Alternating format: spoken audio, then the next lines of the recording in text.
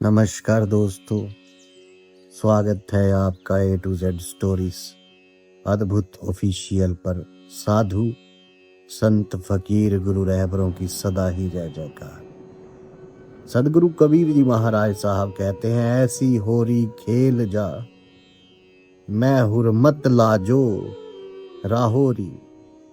ऐसी होरी खेल जा मैं हुरमत लाज रहोरी। अर्थात जो संतों की दुनिया में होली है उसका अर्थ हुड़दंग कीचड़ या केवल रंगों का तमाशा नहीं। सदगुरु कबीर जी महाराज साहब कहते हैं कि हे जीवात्मा, यदि तुझे होली खेलनी ही है तो ऐसी होली खेल जिससे तेरी हुड़मत यानी तुम्हारा जो आत्म सम्मान है, और लाज मतलब जो परमात्मा के दरबार की जो मर्यादा है, वे दोनों बची रहे। इस संसार में आकर जीव विकारों के कीचड़ में अपनी मर्यादा को खो बैठता है। सच्ची होली वे है जो आत्मा को पवित्र करे, कलंकित न करे। जो कीचड़ यहाँ पर विकारों का जो कीचड़ यहाँ पर लगा हुआ है, उस कीचड़ से मुक्त हो जाए साधु जी, ऐसी होली खेलिए। सदगुरु कबीर जी महाराज साहब, उनकी वाणी जो है वे केवल पढ़ने या गाने के लिए नहीं होती, बल्कि ये तो आत्मा को जगाने का एक जीवंत इशारा होती। तो इसलिए सतगुरु जी कहते हैं कि वो होली खेलो जिससे तुम्हारे विकार जो हैं वो धुल जाए, आत्मा पवित्र हो जाए, तो वो होली खेलो। क्या कहते हैं सदगुरु कबीर जी महाराज साहब की, शील श्रृंगार करो मोरी सजनी, धीरज मांग भरोरी, ज्ञान गुलाल लगावो सजनी, अब अगम घर सूझ परोरी। ज्ञान गुलाल लगावो सजनी, अगम घर सूझ परोरी। कि जब जीव रूपी जो स्त्री है, स्त्री को कहा गया है यहाँ सजनी, कौन सी स्त्री? अब जीवात्मा जो है वे स्त्री ही है, चाहे किसी की भी हो।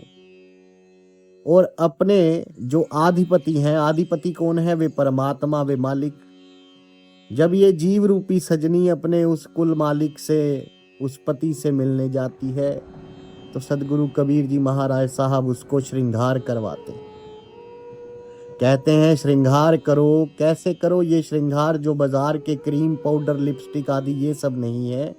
कहते हैं सदगुरु कबीर जी महाराज साहब की जिस प्रकार अपने पति से मिलने जाती है तो वे श्रृंगार करके जाती है, ठीक इसी प्रकार इस आत्मा का पति वे परमात्मा है। तो जब उससे मिलने जाए तो क्या करना है? सबसे पहले शील श्रृंगार की। शील का श्रृंगार ये पहला आभूषण है। शील यानी सदाचार, ब्रह्मचर्य और पवित्रता। जिसके जीवन में शील नहीं, उसका मन कभी एकाग्र नहीं हो सकता साधु जी। उसकी इंद्रियां उसके वश में नहीं हो सकती साधु जी। उसकी इंद्रियां उसे नाना प्रकार के भोगों में, वासनाओं में, संकल्प विकल्प इनमें फंसाती रहती है। तो इसलिए अपनी इंद्रियों को वश में करने के लिए शील भाव होना आवश्यक है, सदाचार होना जरूरी है, ब्रह्मचर्य का पालन जरूरी है, पतिव्रत होना जरूरी है। देखिए, पवित्रता होना जरूरी है, पाकीज़ा होना जरूरी है साधु जी। सदगुरु कबीर जी महाराज साहब कहते हैं कि दूसरा क्या कहा कि धीरज मांग भरोरी। दूसरी चीज है कि जिस प्रकार मांग में सिंदूर भरा जाता है, सदगुरु कबीर जी महाराज साहब कहते हैं आत्मा की तो कोई मांग होती नहीं, तो उसमें सिंदूर कैसे भरोगे? तो किस चीज की मांग भरी जाती है वहां की? धैर्य यानी धीरज की, सब्र की।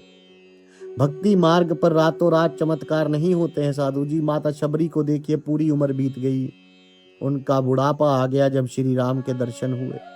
और वहीं अगर आप देखेंगे मीराबाई जी को, तो देखिए साधु जी, मीराबाई जी बचपन से ही श्री कृष्ण की भक्ति में लगी थी। 22 वर्ष की आयु में देखो उन्होंने गुरु रविदास जी महाराज से नाम दीक्षा ली, और उसके बाद भी 26 वर्षों तक उन्होंने भक्ति करी। अब सोचिए, संत रविदास जैसे महान सतगुरु, संत कबीर जी जैसे सतगुरु, उनके समय में जिस मीराबाई की ऐसी अटूट प्रेम और ऐसी अटूट भक्ति को 26 वर्ष लग गए, और हम चाहते हैं कि जी हमें तुरंत रातों रात हमें उस बस सतलोक मिल जाए।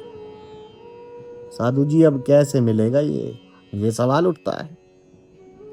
तो यही तो सदगुरु कबीर जी महाराज साहब कह रहे हैं कि भक्ति मार्ग पर रातों रात चमत्कार नहीं होते। यहाँ धैर्य की मांग है, धीरज की मांग है, सहजता की मांग है। तो वही धैर्य की मांग भरनी पड़ेगी। दुख हो या सुख हो, उसमें अडिग रहना पड़ेगा। सदगुरु कबीर जी महाराज साहब कहते हैं, सहजे सहजे रे मना, सहजे सब कुछ होए, माली सींचे सो घड़ा, ऋतु आए फल होए। माली पूछता है कि देखो साधु जी कितने दिन में फल आएगा। तो देखो वो बोलते हैं फिर कि धीरे धीरे सींचना पड़ेगा साधु जी, समय आएगा तो फल भी होगा। अब माली जो है, जैसे सूफियों ने कहा, फकीरों ने, कि माली बाग की राखी करता, फल पक्के हो या कच्चे, गुरु मुरीदों के सिर पर रहता, झूठे हो या सच्चे। देखो कितनी बड़ी बात कह दी है।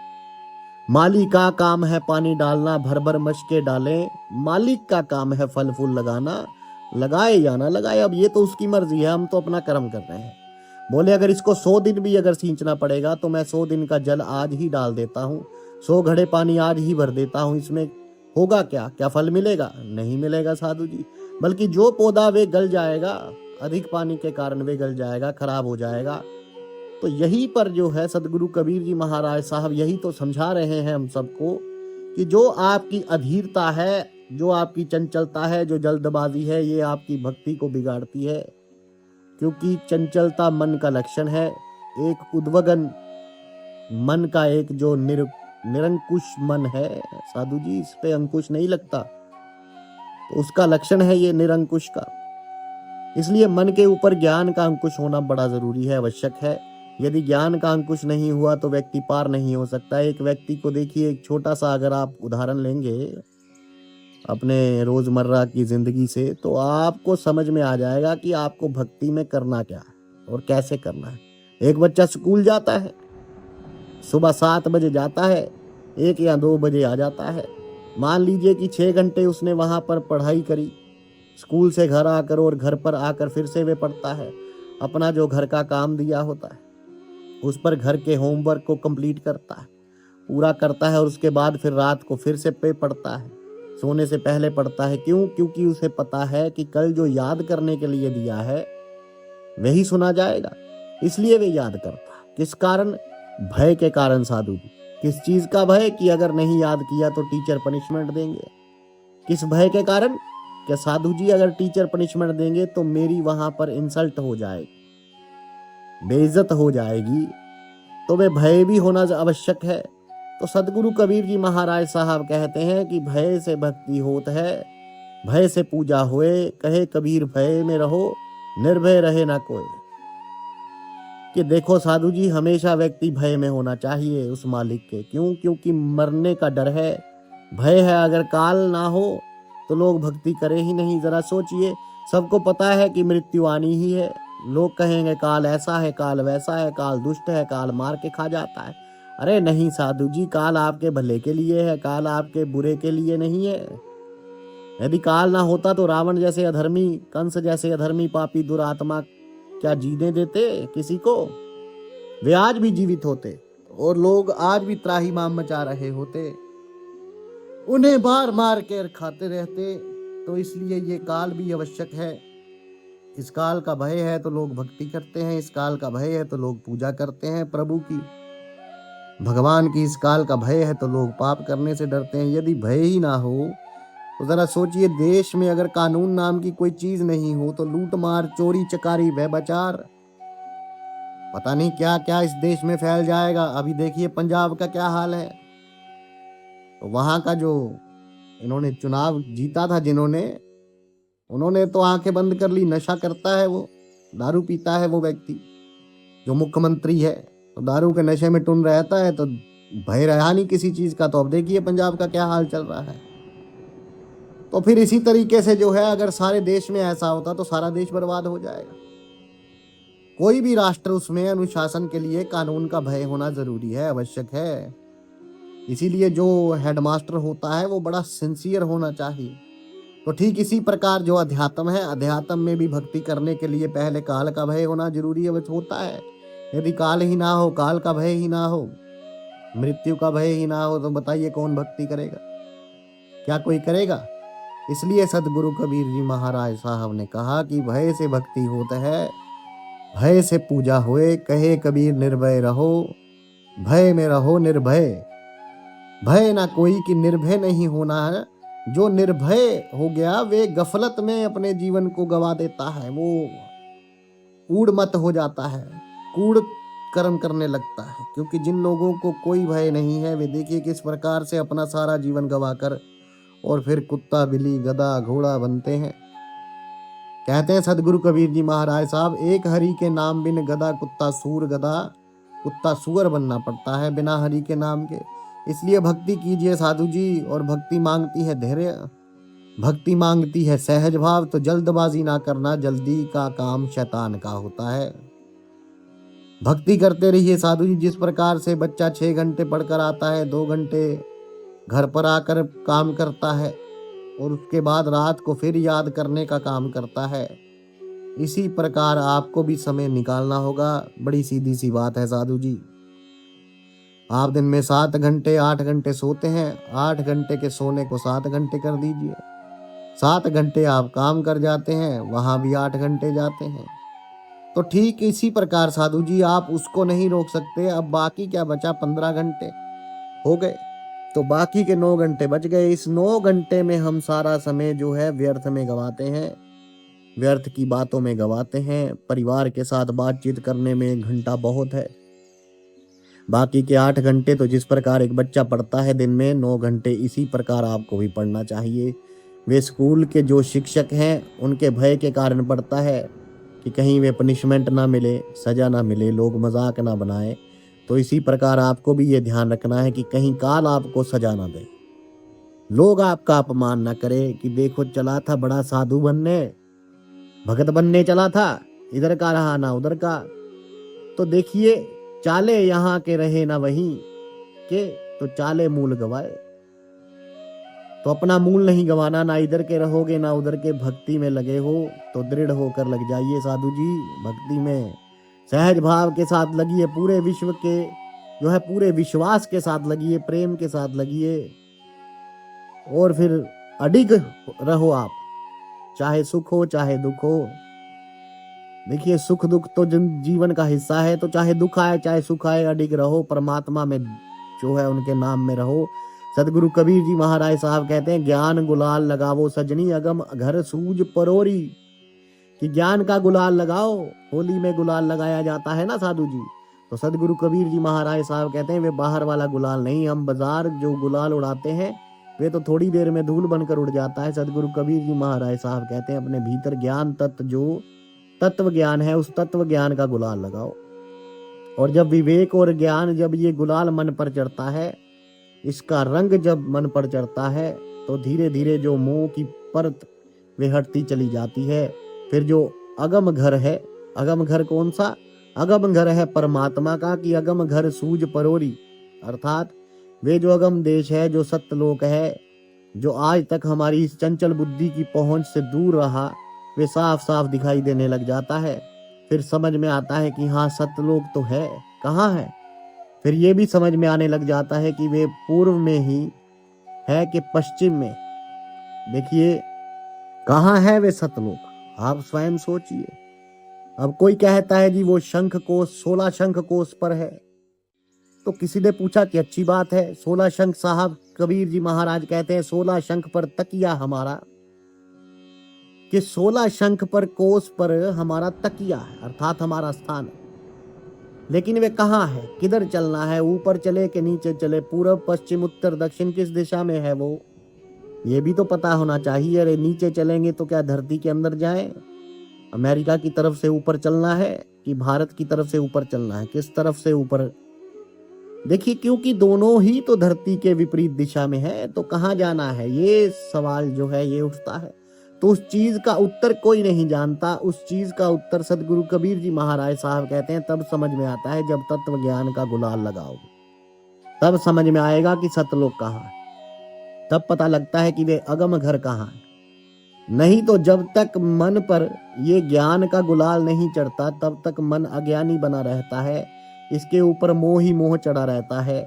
इसके ऊपर मोह की परत तभी उतरेगी जब इसके ऊपर ज्ञान का साबुन लगे और सत्संग यानी कि संतों गुरु रहबरों की वाणी का पानी लगेगा।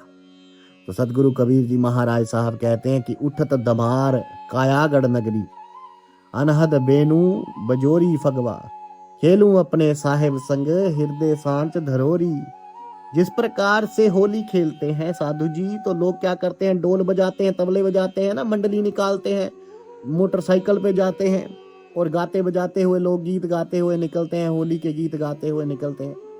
तो सदगुरु कबीर जी महाराज साहब कहते हैं कि साधु जी, जब भीतर ज्ञान का गुलाल उड़ता है तो इस शरीर रूपी किले अर्थात जो कहा ना उठत धमार कायागढ़ नगरी, काया अर्थात शरीर, गढ़ माने अर्थात किला, कि शरीर रूपी किले के भीतर एक अद्भुत हलचल होती है।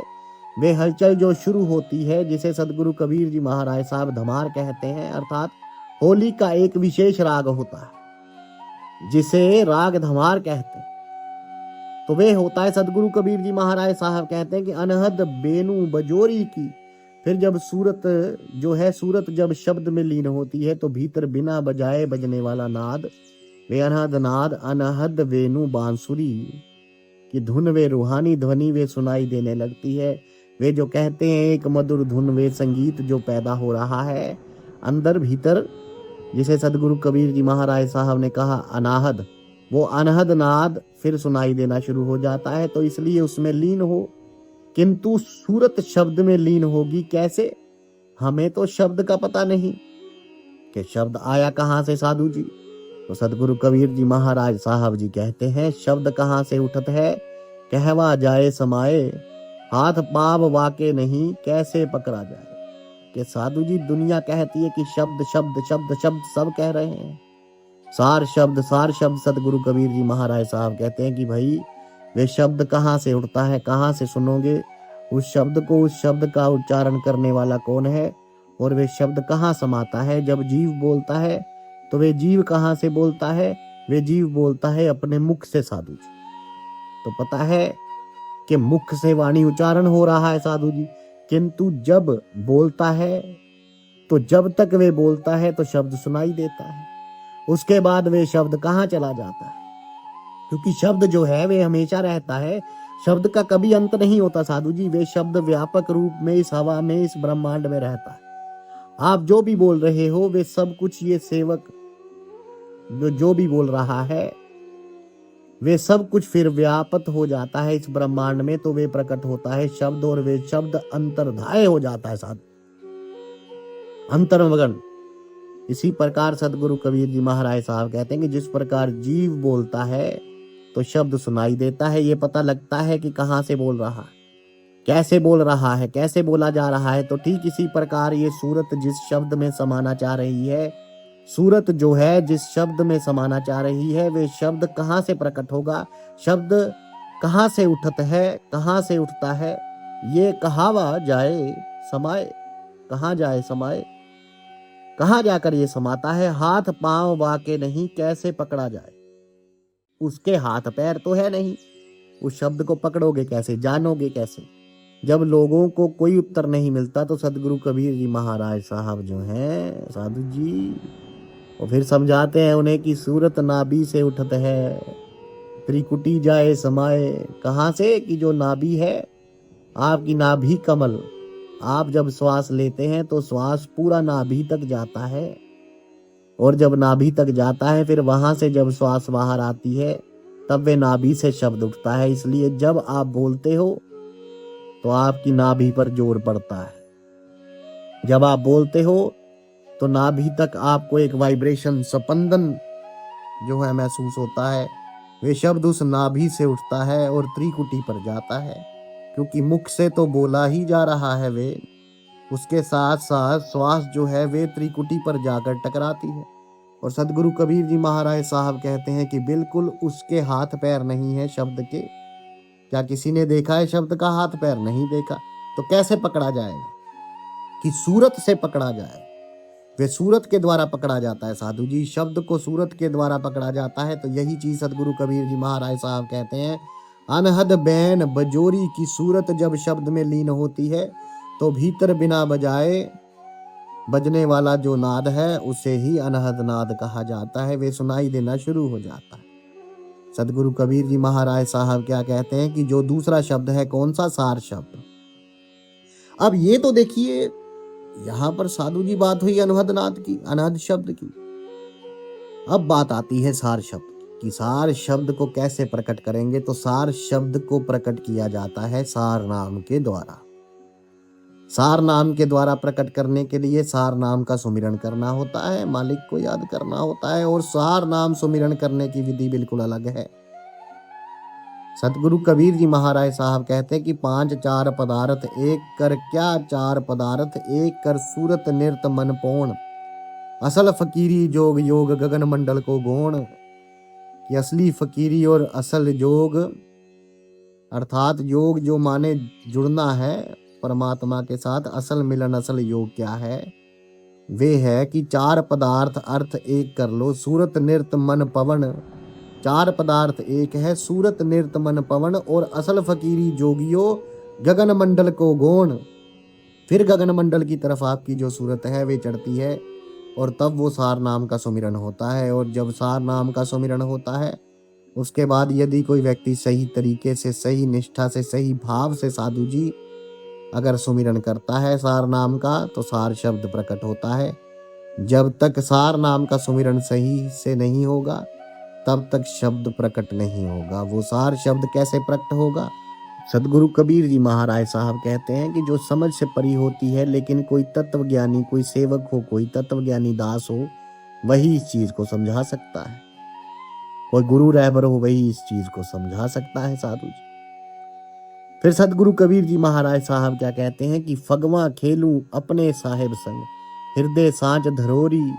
किस फगवा खेलूं? अपने साहेब संग, हृदय सांझ धरोरी। तो फगवा क्या होता है साधु जी? होली में जो फागन रंग खेला जाता है रंगों के साथ, गुलाल के बाद हम वे भी तो खेलते हैं ना पानी वाली होली। तो वे भी तो आत्मा कहती है कि अब मुझे संसार का कोई उपहार नहीं चाहिए, अब संसार का जो फागन है वे नहीं खेलना मुझे, वो मैं नहीं खेलना चाहती। तो क्या खेलना है? तो कहती है आत्मा की, मैं अपने साहेब से सीधा सीधा, मैं अपने परमात्मा के साथ होली खेलूंगी, और किसी में मेरा अब कोई रुचि नहीं है। और उपहार में मैं साहेब से क्या लूंगी? उपहार से उस मालिक से मैं मोक्ष प्राप्त करूंगी। क्या प्राप्त करूंगी? मोक्ष। और मोक्ष क्या है? मोक्ष है जन्म मरण से मुक्ति साधु जी। यही तो मोक्ष है ना, बार बार जन्म मरण में ना आना। देखिए आदि गुरु शंकराचार्य जी भी कहते हैं, पुनरपि जननम पुनरपि मरणम पुनरपि जननी जठरे शयनम, ऐ दुस्तारे ऐ संसारे बहु दस्तारे, कृपया पारे पाही मुरारे। हे मेरे मालिक, ऐ कुल मालिक। साधु जी क्या कह रहे हैं? मेरे मालिक मैं तुम्हारी शरण में हूँ कि बार बार जन्म लेना, बार बार मरना, और बार बार माता के गर्भ में वास करना, ये बहुत ही कठिन है, बहुत ही पीड़ादायक है। इसलिए कृपा करके मुझे पार उतारिए, इस दुष्कर्ष संसार से पार कीजिए। क्यों कहा पीड़ादायक? इसलिए कहा कि जब ये जो जीव है माता के गर्भ में होता है, जब ये माता के गर्भ में होता है तो हर एक सेकंड पर इसको इतना दर्द होता है साधु जी, जैसे कि लाखों बिच्छू इसको डंक मार रहे। किंतु क्या ये किसी को बता सकता है? नहीं बता सकता। माता के गर्भ में जीव होता है तब उसे ज्ञान होता है पूरा, उसे आत्मा का भी ज्ञान होता है, उसे परमात्मा का भी ज्ञान होता है। किस प्रकार से ज्ञान होता है? जिस प्रकार से आप जब तक सपना नहीं देख रहे हो, आप जगे हुए हो, आपको अपने बारे में पूरा ज्ञान है, आपको संसार के बारे में पूरा ज्ञान है, जगत के बारे में पूरा ज्ञान है। किंतु जैसे ही आप संसार में आते हो, मतलब जैसे ही आप सपना देखते हो, तो सपना देखते ही क्या होता है? आप अपने स्वयं के स्वरूप को भूल जाते हो। आप जो सपने में दिखाई दे रहा है उसे आप सच मानते हो। यही तो होता है ना साधु जी। और उसके सुख में, उसके दुख में आप स्वयं को सुख दुख समझते हो। उस सपने की पीड़ा में आप कष्ट भोगते हो, उस सपने की जो खुशी है उसमें आप आनंद भोगते हो। यही तो है संसार का भी यही नियम है कि जब तक आप संसार में नहीं आते, आप माता के गर्भ में होते हो, तब तक माया व्याप्त नहीं होती साधु जी। सपने की माया आपको कब व्याप्त होती है? जब आप सपना देख रहे होते हो, उससे पहले नहीं। तो ठीक इसी प्रकार जीव को भी माया तभी पकड़ती है जब वे संसार में आता है साधु जी। और उससे पहले माया उसे नहीं पकड़ती। उससे पहले जब माता के गर्भ में होता है तब उसको माया नहीं पकड़ती है, वे माया से परे रहता है। वे आत्मा को भी जानता है साधु जी, स्वयं को, और वे परमात्मा को भी जानता है। कितनी बड़ी बात है देखिए। किंतु जैसे ही माया, जैसे ही जीव बाहर आया, बाहर आते ही उसको फांसा लेती है ये माया। माया है सज्जन जी, माया ना किसी के साथ गई है, ना कोई लेके आया। उसकी आंखें खुलते ही उसको केवल माया का संसार दिखता है। कान केवल माया की आवाजें सुनते हैं, ये आंखें केवल दृश्य देखती है माया का। अरे सब कुछ माया ही तो है बाबा जी। और ये उस परमात्मा को भूल जाता है क्योंकि माया इसके आगे पर्दा डाल देती है।